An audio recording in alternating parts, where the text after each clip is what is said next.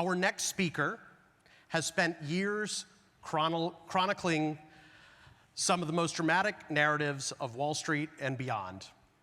He's a special writer at the Wall Street Journal and author of renowned books such as The Greatest Trade Ever, The Man Who Solved the Market, and A Shot to Save the World. Please join me in welcoming Gregory Zuckerman.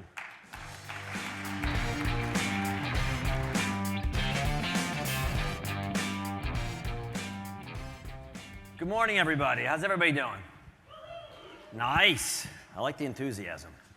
All right. So I am going to chat this morning a little bit about success, achievement, unlikely heroes, and failure. And I'm going to specifically talk about two of my most recent books, and some lessons that you can derive and potentially even apply to your own organization. I am a reporter at the Wall Street Journal. I write books on the side, and often what propels me, what I'm most intrigued about a topic, takes a while for it to hit me. I'm usually downstairs in my basement, and it's cold outside, family sleeping upstairs. It's months into the project.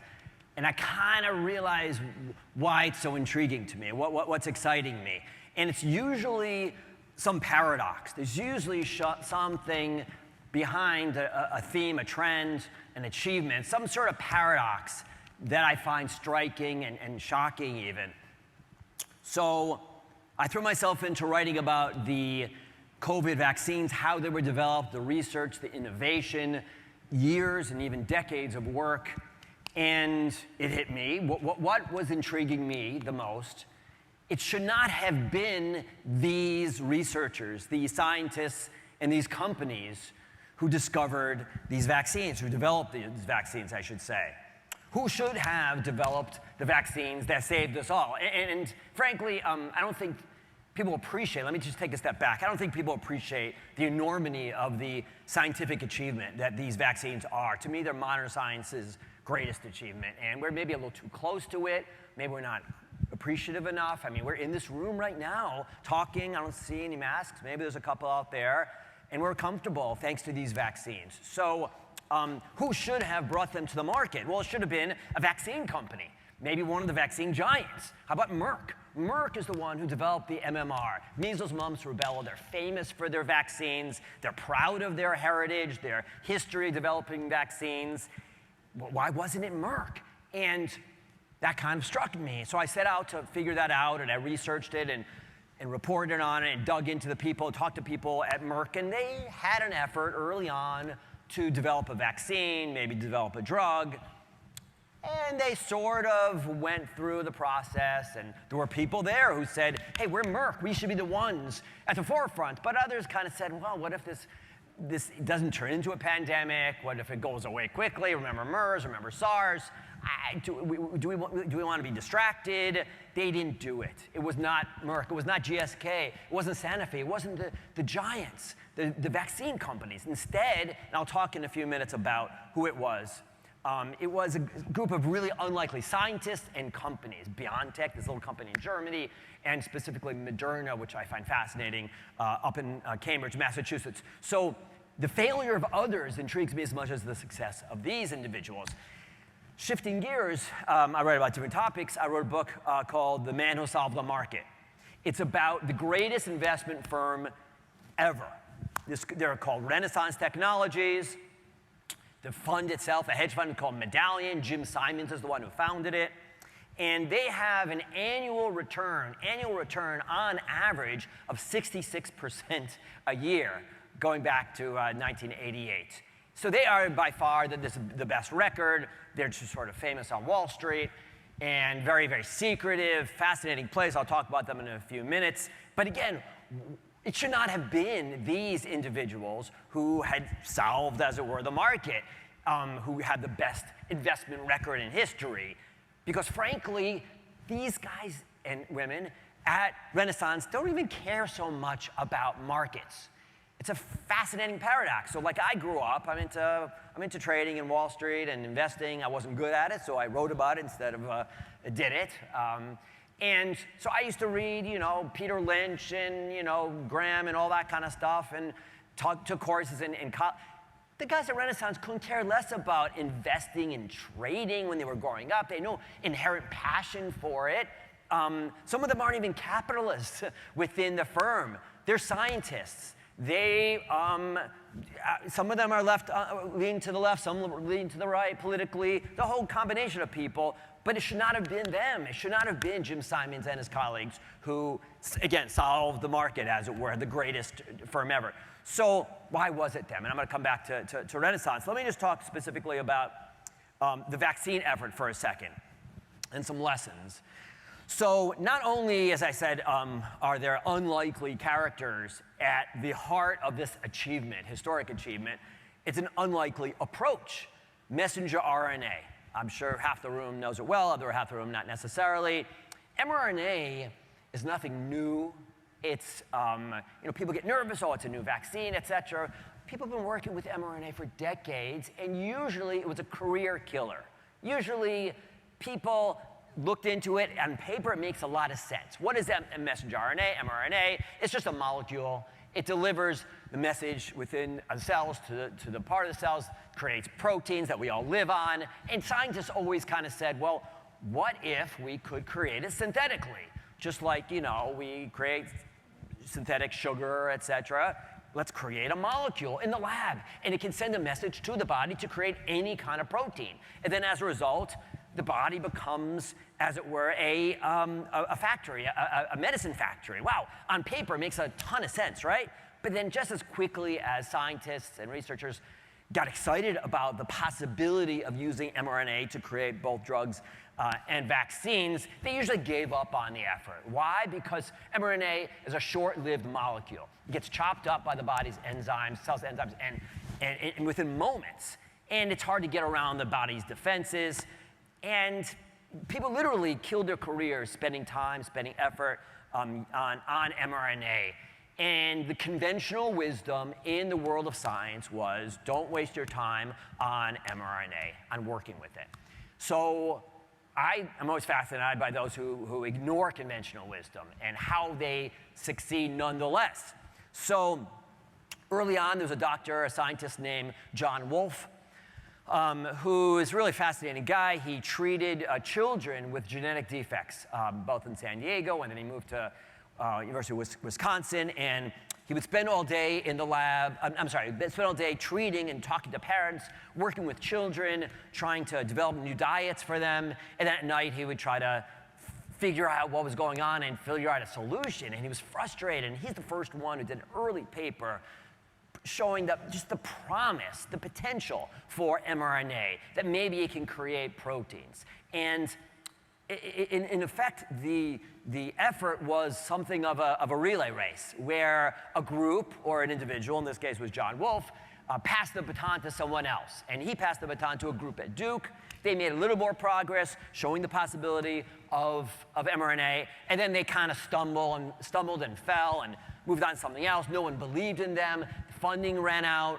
Don't waste your time in mRNA. And they handed it to a group, or to an individual named Katie Carico at University of Pennsylvania. Some people probably are familiar with her. Katie devoted her life to mRNA. She believed, and as a result, she became persona non grata at UPenn. She lost her funding. She was mocked. They made fun of her. They eventually put her in some office far off on the edge of campus, like the gulag kind of thing. But one day she bumped into somebody at the printer named Drew Weissman, who didn't know much about mRNA, but he had other skills, and they worked together. And you can read about it. They were kind enough to purchase a copy of A Shot to Save the World for everyone here. I'll be signing copies later. You can read about their effort. But the point is, Katie Carico, even after she and Drew Weissman made an advance, and they figured out how to change the chemical backbone of mRNA such that it could evade the body's defenses and actually get into the cells and create some sides of protein. And they went to launch a biotech and raise money and went to venture capitalists. No one cared. No one gave them money. They gave up. they ended up it was sad for them, actually, because they thought they had a possibility, a way, an approach that could help people, that could cure disease, that could create vaccines that were effective, and yet they had to give up. And again, the whole relay race, in some ways, so they stumbled and fell and barely handed off the baton to others, specifically to this company called Moderna in Cambridge, and Stéphane Bancel. Talk about unlikely heroes. Let me tell you about Stéphane Bancel a little bit. So on the eve of the pandemic, we're talking about just before, we're talking weeks before, Stéphane Bancel, within the biotech world, was someone who many, if not most, doubted, if not, I'm going to use a stronger word, but there was accusations of Stéphane Bancel that he was the new Elizabeth Holmes. There were all kinds of reasons to have doubts about Stéphane Bancel, so it wasn't a crazy thought that there was a fraud going on, potentially. I think people were very critical, and they were harsh, and unnecessarily so, but there were good reasons. So for years, Stéphane and Moderna talked about their advances, talked about how they were on the verge of this, or they were going to create a drug or create a vaccine, and there was never anything. They were not very transparent. They weren't producing papers like some other biotech companies do. And Stéphane himself is a really complex character that elicited a lot of doubt and even accusations about him. So Stéphane is not a scientist, he's an engineer. He went to Harvard Business School. It's impressive to, I'm sure, some people in this room, but it's not necessarily to people in the world of science and biotech.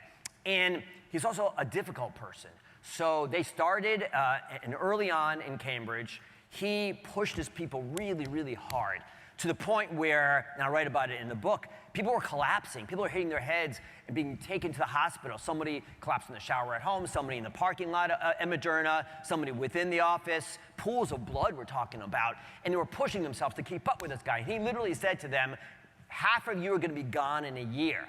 And I asked him about it later on, and he said, well, if it's not meant to be hurtful, then it isn't. He said something like that, which is an interesting way to look at it. But he was a difficult boss, and people kept trying to keep up with him. But that said, he was also inspiring. He's a very complex character.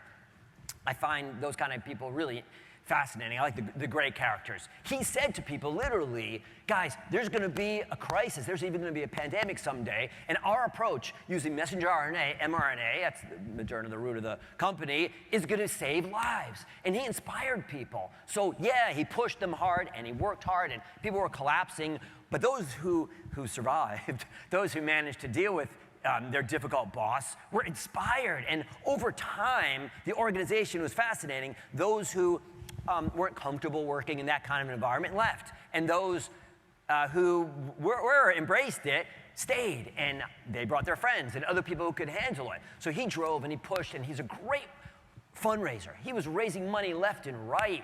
And that was part of the reason why people in the industry had doubts too. There was a lot of suspicion, but even envy. Oh, why can Stéphane raise all that money and you, the CEO, there's a board member talking, you can't raise as much money as Stéphane? So people started talking, and there were suspicions, and Moderna was overly confident, and they said, we're going to develop drugs using mRNA, and they failed. And they had to switch to vaccines, and because they failed with drugs. And vaccines, it's hard to believe now because the vaccine companies get all kinds of criticism and all the profits they make, et cetera. Vaccines were a loser business until this pandemic. No one wanted to be in vaccines.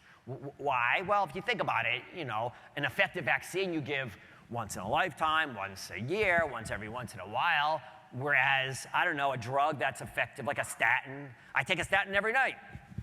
That's a much better business. So the Moderna guys had to shift from drugs to vaccines because drugs weren't working. Wall Street was skeptical. The stock had fallen a lot. It was off its IPO price on the eve of the pandemic. He couldn't raise new money. And Stéphane hears about this new virus. He's on vacation. He says, guys, we got to shift gears. Yeah, we're kind of making some progress. They weren't even in phase 3s. They were talking about phase 2 trials. on some viruses, some vaccines for different viruses. But he said, guys, we're going to shift gears and focus on this new virus. And senior people at the company were like, really, Stefan? Wall Street's already skeptical of us. What if we strike out on this thing? What if the vaccine? What if the virus goes away? What if we develop an effective vaccine and then somebody else does and gets in front of us and we don't make any money? And they had pretty good arguments. But Stefan believed. He said, guys, I think we can do it. I think we can be the ones who step up and succeed. And they did. And there was a lot of drama, and it was very unlikely. And it's easy to criticize the group at Moderna, and people do. But I give them a lot of credit.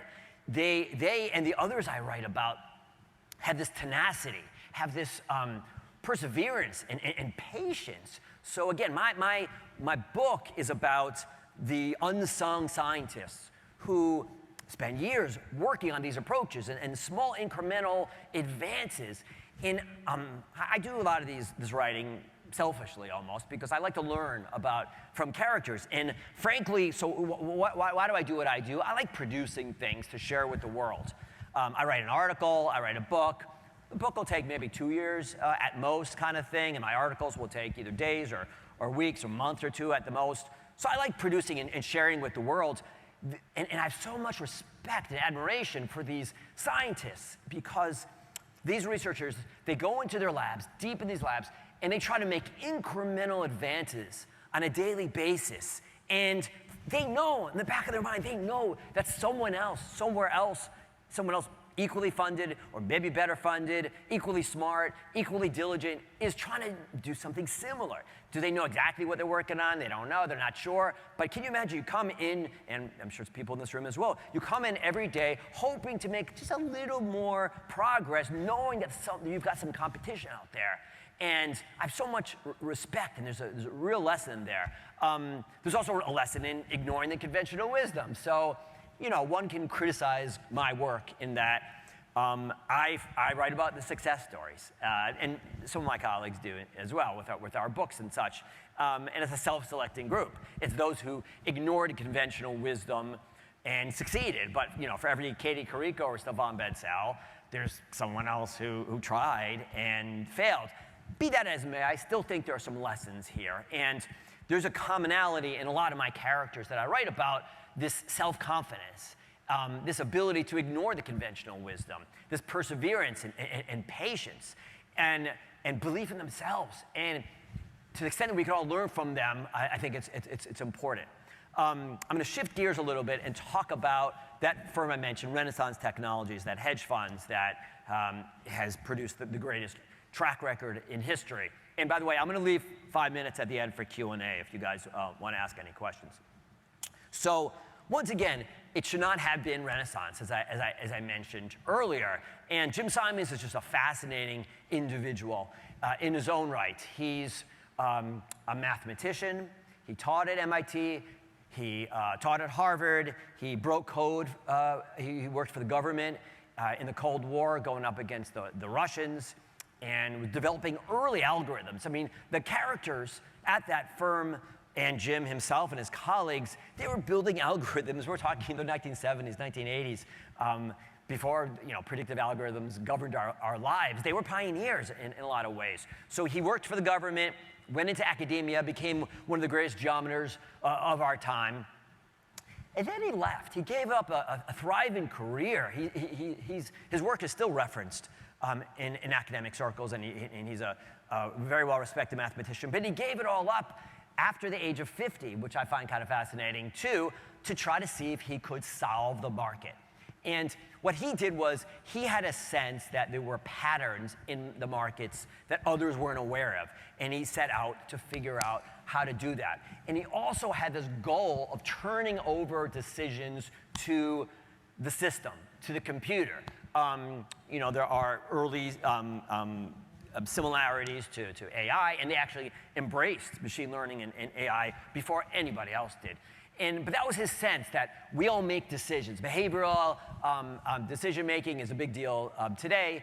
People teach it, people talk about it, but he had that kind of instinct that people panic, people get greedy, and there are patterns that machines can detect, and he's going to set out to figure it out.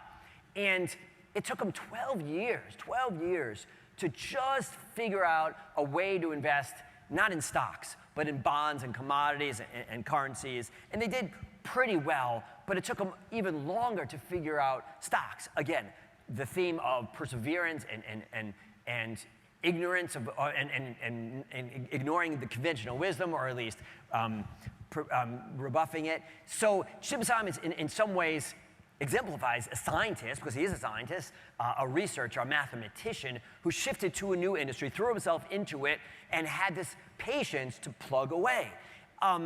And frankly, he developed what is an organization that people still kind of try to figure out. It's very secretive. It took me a long time to kind of pierce their defenses and get people to talk. And I kept asking, well, what's the organization like? Why is it different than others?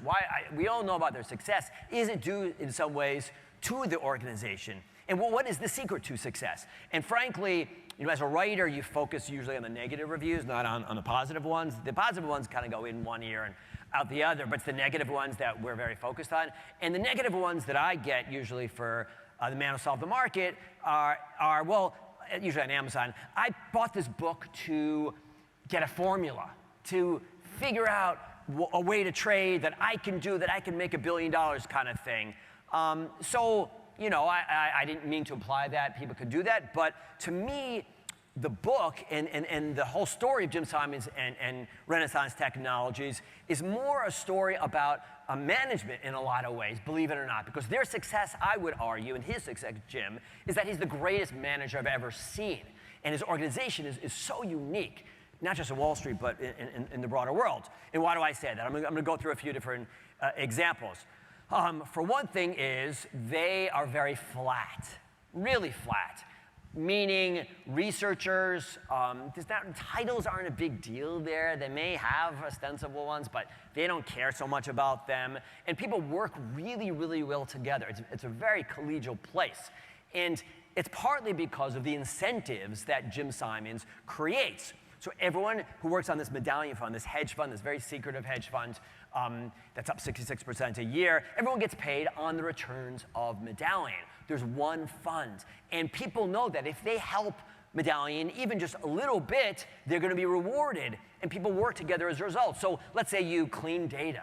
And they were really early and seizing on the importance of not just collecting data. They've got better data than anybody else. It goes back centuries. Trading data, and I write about it in the book. He was just earlier than anybody else. And it wasn't just Jim. There are a lot of unsung people named like Sandor Strauss. Sandor Strauss was maybe the earliest data scientist. We're talking about in the early 1980s. He said, you know what, I'm going to go down to the Federal Reserve and collect all this data, trading data, going back centuries, and get it elsewhere as well. And he realized that some of the data, he went through it all. He was very thorough. Some of it looked a little odd, and he cleaned it. He said, well, maybe on that date, did the market really go up and then go right back down? Or was this a blip? Was this an inaccurate piece of data? So they collect better data than anybody else. That's one of their huge advantages. And they're early on cleaning it and making sure it's accurate.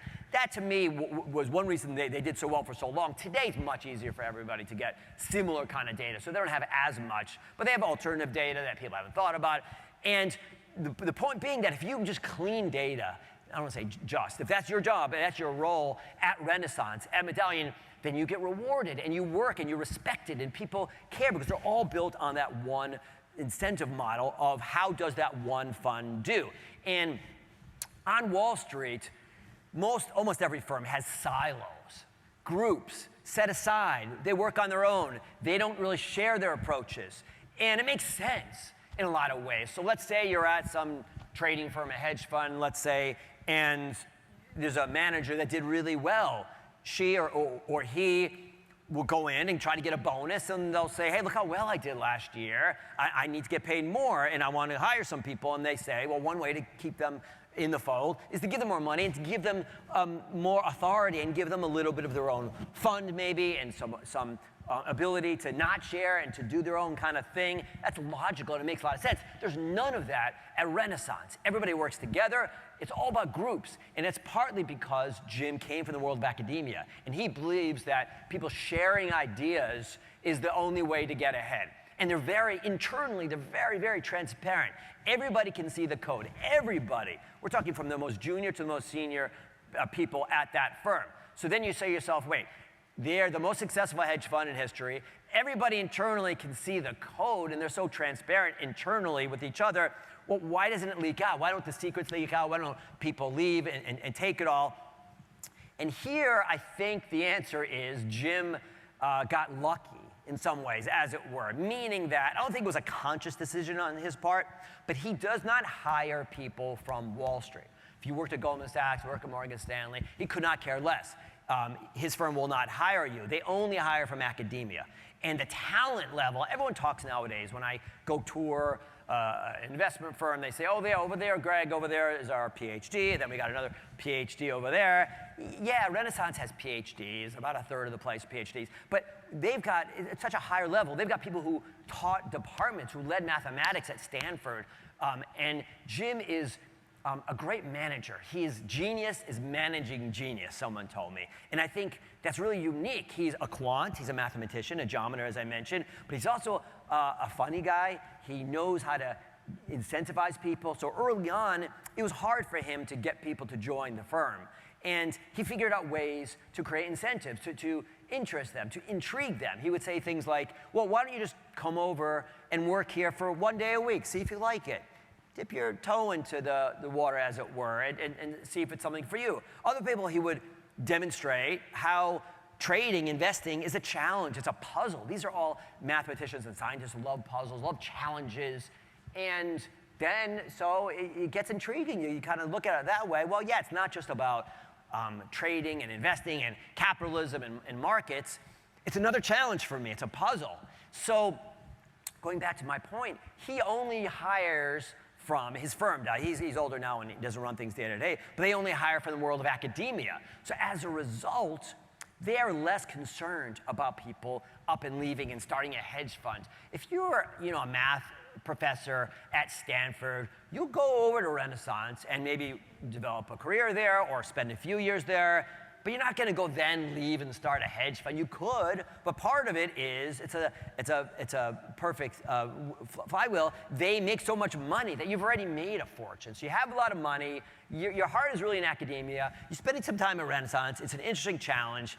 You're not really going to go start a hedge fund. No one's ever done that. It also helps that they've got these 90-page NDAs, and they strictly enforce them. And I write about it in my book about there was a lot of drama where a couple of traders went to a rival and they went all out, and there was a lot of tension there. So they back up those NDAs and they hire people that are less likely to go work for rivals. So as a result, internally, they're really collegial and they're open and transparent, but on the outside, no one knows anything. And again, I was just scared as I wrote this book because Jim didn't want me to write it, and he literally, I would have these meetings set up with people, senior people in the world of quantitative investing, and then like the night before I'd get a text, oh, Greg, sorry, I can't meet with you. Well, why can't you meet? Oh, Jim asked me not to meet with you. Well, Jim Simon's your rival. Why do you care what Jim? No, Greg, I can't offend Jim. I can't offend Jim Simon. So it's almost like a mafia kind of thing, mafia don kind of thing. You don't want to offend Jim Simon. They're very secretive, and they're focused on making sure that their secrets don't get out. So it's a remarkable, fascinating organization that is really flat, very transparent internally. The incentives are such that people want to work with each other and respect each other, and group meetings dominate, and people are encouraged to kind of raise ideas, and again, the code is there for everybody, and yet on the outside, almost know that none of the secrets and approaches leak out. And part of it, again, is I've determined that their genius is managing genius and keeping these kind of individuals happy. They're quirky, they're super smart, they're ambitious. It also helps that when they get there or before they get there, a lot of times they're not really focused on making money. But once you've started making a lot of money, it's hard to give that up. And they make a lot of money there. So money becomes a bigger part of the incentive and the focus once they've been working there for a while. And frankly, my book is about how making all these billions and billions, they made it all, but then it tore them apart because politically, and you'll see, some of the people that backed Donald Trump came from the firm, other people who were big supporters of Hillary Clinton, and it ends up causing some strife. They've overcome that and they've recovered from that. So those are some kind of observations from the two real achievements, real kind of historic and unlikely, I would argue, kind of achievements by two very different types of organizations and types of people. I also think that it's important to understand that when it comes to all of these achievers, there's an element of good fortune. And as writers, we tend to steer away from that to some extent because it undermines kind of whatever theme or maybe we're focused on. But the older I get and the more people I talk to about these themes, I realize that you got to be good and smart and develop some organization, and that's unique. But you also have to be lucky. And there's an element of good fortune and also just sort of that your back's against the wall and you have no alternative. So going back to Moderna and Stefan Bancel, they had to shift to vaccines because they failed with drugs. And they developed one of the greatest vaccines in modern history. And Renaissance and Jim were upstarts. They weren't traditional Wall Street kind of firms. They had to figure it out. And I find that time and time again, it's the upstarts that have these remarkable advances. If you think about just industry after industry, in biotech, they're making advances in big pharma sometimes, but less so.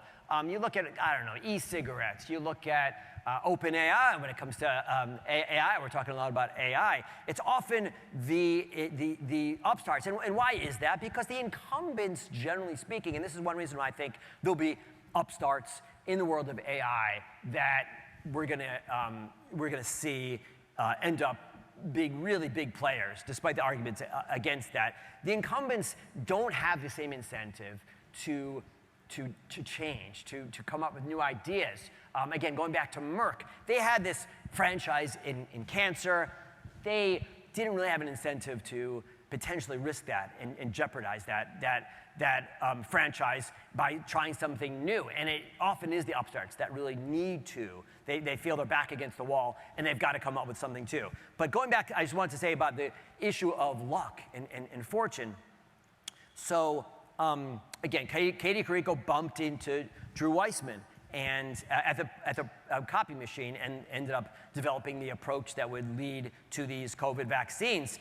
It's also the case with Jim Simons. They were working very hard and going all out and trying to develop a system. And they're all about a system. And I'm a big believer in turning decisions over to systems, or at least having a rules-based decision process.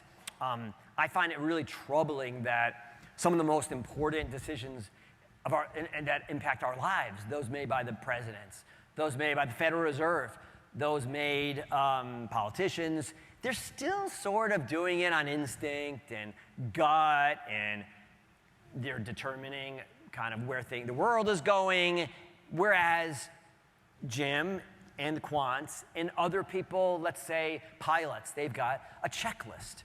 And surgeons have a checklist. And they've learned over time that you don't have to necessarily turn the decisions all the way over to the computers, but a man plus machine approach works best, works better than just man alone. And I've become much more convinced of that. It's kind of ironic because I'm a storyteller, and yet I've come to doubt people who are storytellers in some ways, because they can be diluted, they can dilute others, you can become convinced in your story, the narrative, and you need to have some element of man plus machine. So the Renaissance people, they use a lot of ML, and they'll say that it's crucial for them, but there's also a lot of human element there, and they look at it not so much machine plus man is the way they would look at it. So to them, there's this element of using machines, turning it over, using machine learning, but markets are different than other challenges. And they argue, even today, and other people do as well, that there's just so much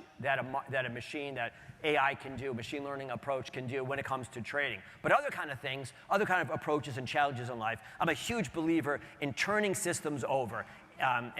Turning decisions over to systems. But when we talk about just the idea of luck and good fortune, so Jim Simons is worth $28 billion. He's got the greatest track record in history. He predicts the future. His firm predicts the future. And yet he lost 2 children at young ages to accidents. One to a scuba diving accident, and the other a biking accident. And to me, it's a reminder that as great as you can be at predicting the future, life will catch you by surprise. Even the pioneers, even those who've kind of set the tone for Wall Street and elsewhere, a lot of it is still good fortune and luck and fluky things that still happen. So it's humbling in some ways as I look at their successes. So those are thoughts about achievement, about failure, and success, and unlikely success. So I thought I'd turn the mic over to anybody has any questions. I see one question back there, and I'd be glad to take any other questions about anything, fake news, Wall Street, anything I talked about, themes I talked about. I think there's one back there standing. I've been following you for about 5 years. Was wondering what 3 directions you're going in now regarding subjects, and also specifically, if you were to write a history book, what history would you write about? Wow. I wish you'd emailed me ahead of time what I thought about this. So what am I working on now? I threw myself into crypto and blockchain, I don't know, a year or 2 ago, mostly because I follow the talent. I write about and I'm intrigued by quirky, super smart, interesting individuals. And I like to see what they're going to create and how they might change the world. And I saw all this talent going from the traditional, the TradFi world, to crypto and blockchain. And I said to myself, well, these are super smart, impressive people. And I kind of judge people for a living, and I'm going to see what they create. And frankly, I've been very disappointed. And I keep waiting for the smart contracts and other kind of things, and it may yet come, but I kind of got a little discouraged there. Then I wrote all about FTX and Sam, and I talked to him, and that was kind of discouraging. And just, I wrote a lot about how they had really poor risk systems, and internally people warned, and Sam and other people scoffed and mocked them and made fun, and these weren't people that I really got very excited about. So then I shifted gears. I wrote a lot about Silicon Valley Bank and the collapse there. That was discouraging stuff. And lately, I've gotten excited about AI, and it's partly because you can see real world impact so quickly. And yes, as we've been saying already this morning, it's decades in the making, and much like mRNA, and guys like Jim Simons were working on machine learning decades ago. And yet, when you talk to established experts, people at the top of the field, top of these companies, they're blown away by what's happened at ChatGPT and the changes. So, and they're also confused. I find that confusion intriguing too. Confused about where we go from here, what the impacts will be. I don't have to go through them all. You're all aware of them. But that's something I'm really fascinated by. So I'm spending more time on that. And I'm also kind of going the other way. I'm spending some time writing about and thinking about George Soros. And I'm working on something related to George. And he's become like this mythical creature kind of thing where both sides, but especially on the right, he's like this boogeyman, the puppet master, and he moves things around, and he puts DAs in office as the accusation, and how'd that evolve? And I find that kind of intriguing, and he's still a fascinating individual. And in terms of the history, honestly, I love biotech. I really fell in love with biotech during doing the research for this book. I find there's the science, obviously, but there's the ambition, there's the finance, the money. I love the mixed motivations. People who want to change the world for the better and go down in history and get famous and get rich. And it's okay to combine motivations. I love great characters, and I love the people in that world who are motivated by a lot, and it's okay. Yeah, they want to get rich and famous, but they also want to save lives. So that's kind of, I don't know if I'd want to write a history of biotech necessarily, but I'm intrigued by that world. Any other questions? There's one right there. Oh, do I? Oh, that's We're- it. Well, I'll be around signing books, so if you want to come up to me and we can talk. Thank you so much. I really appreciate it. All right, so we're running a little behind, so make sure to grab a coffee and get to your breakout sessions, and we'll meet everybody back here at 3:30. I also wanted to say a quick thank you to our sponsors, specifically AWS, NVIDIA, and Capgemini, who've helped bring this event together as our diamond sponsors. So thank you so much to all our sponsors. We'll see you back at 3:30.